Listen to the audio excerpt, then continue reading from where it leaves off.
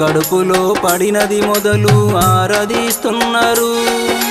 ఆఖరికి ఆ చెత్త కుప్పలో పాతరేస్తున్నారు. పుట్టినాటి నుండే నీకు కష్టం మొదలాయే, పురిటిలోనే నిన్ను పీక విసుకుతూ కాటు వేసుడాయే.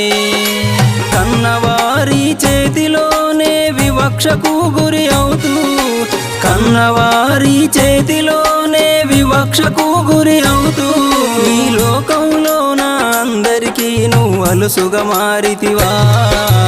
ఆడపిల్లగా పుట్టడమే ఒక నేరమా?